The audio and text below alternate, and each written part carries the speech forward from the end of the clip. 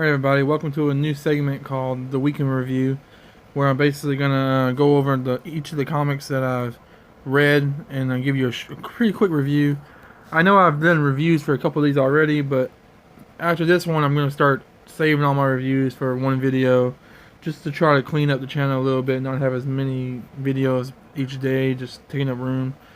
So yeah, this will be for the week we're currently in, the week of March 20th? Yeah, March 20th. First up, we have Infidel, #1 from Image Comics. This was a pretty decent horror comic. I liked it. I'm usually not a big fan of horror, but this was okay. It was more psychological than anything. I enjoyed like the creepy atmosphere the writer and the artist create. I loved the artistic design of the creatures and the way they didn't really feel like they fit into the world. The color scheme was really interesting. It's got a pretty decent story. It does a lot. It does a lot with racism and how people perceive people of other cultures and other religions and such. Really creepy. The biggest thing about this comic is just how creepy the creatures are and how unsettling the whole events and atmosphere is. It really puts a very strong tone right away in this book. Honestly, this felt like it was a horror movie. I feel like this comic could easily be translated into just a one-off horror movie, honestly. Next up, we have Vamp Veronica #1 from the Archie imprint, or the Archie horror imprint, I mean. This is another horror comic, but it's a lot more, fun and tongue-in-cheek than the other one we just talked about. Basically, Veronica, old-time staple in the Archie universe, has become a vampire, and she's basically hunting other vampires because she's trying to fight the bloodlust. It's an interesting story. It's not really a whole lot of story, honestly. It gets really straight to the action and straight to the movement of the story. And I think the way it's able to achieve this is so well is because, it's Archie. We know these characters already. We know this background already. We know the dynamics between the different characters. So you don't need to set any of that up. You just need to go straight. They just go straight to the action and straight to the development of the story, which is what they do. And I think it works very well. This is a very quick read. It's a very entertaining read. Is there a whole lot of in-depth to it? No, there's not. Is it very intellectual? No, it's not. But it's still a fun kind of Buffy the Vampire Slayer-esque type of story. Next up, we have The 12, which is from an independent studio, creator-owned comic book. And this is basically a post-apocalyptic story about a family that has basically found a way to hide out in this middle of this kind of farmland. They've created a little small community. They are self-efficient. They've grown vegetables and stuff. They've been there for like 15 years.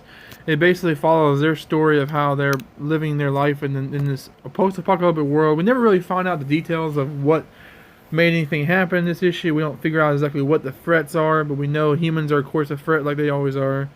It's very interesting, though. It's very, very family-oriented, very personal story. That's what I liked about it. It gave off kind of a The Last of Us kind of vibe, with this family, and especially with the daughter being so close to her dad, or her paw, as she says. They act very country-like, which is interesting because the story is actually supposed to be set in Chicago, I believe. So yeah, that was interesting.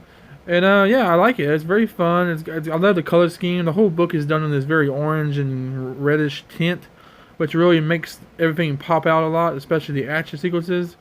And it's got some pretty decent, art. I really enjoy the art, and the story is actually pretty fresh for a post-apocalyptic story. Next up, we have Encounter #1 from Cub House, which is the kids imprint for Lion Forge Studios. And this definitely geared toward kids. You can definitely tell it's geared towards kids, but it's still fun. It's still a very fun, enjoyable read. It's very colorful. I actually love the art. It's very simplistic, but it works very well. There's just enough detail so you can really understand what everything is. It really feels like a good old-fashioned comic book from like the 60s or so. That's what I really felt like I was reading. I love the story. It's very simple, very straightforward, very streamlined, but it works. And it's very idealistic. Very it makes you inspired. It's kind of like the character is an alien that hatches from an egg, and the first thing it sees is the window to a comic book shop and a bunch of superhero comics. So the creature is inspired to be a hero because he believes that's what these people on this planet do, since that's the first thing he sees is be heroes. And it's really just a really fun comic, guys. If you have kids, let them read it. It's really fun. I mean, plus this book only costs $1.50 because it's printed on newsprint. So, I mean, for that cheap of a price, why not pick it up? It's definitely a good read. Next up, we have Punisher 222, which is also very fun, but in a whole different way. It's fun watching Frank just massacre people. Yeah, I know I'm weird, but yeah, this is a fun. I've been really enjoying this whole War Machine arc. It's fun seeing Punisher just rip through people all throughout this enemy country. This one's pretty interesting because now he has no government backing whatsoever. The country is now supposed to be defended by the United Nations, and Fury is trying to make Frank pull out, but Frank, of course, is not going to finish half-assed. He's here to do a job. Very fun. I love all the banter between Fury inside the helmet, going through the comm links, and also the system, the weapon system or whatever of the suit has a very snarky kind of attitude. It's very sarcastic. It kind of reminds me of Iron Man a little bit with Veronica, whatnot.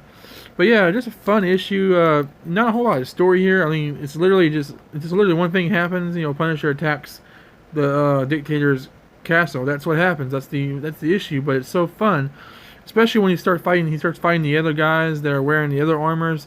The way he defeats them is very clever and interesting, and it just goes to show you why Frank is the Punisher, why he's the man. Yeah, just fun brutality and interesting action. I love the art. The art is very good for this kind of action story. So in all, this week was pretty solid. There wasn't anything that totally blew me away like last week when Oblivion Song and Gideon's Falls I thought were both very, very good new series.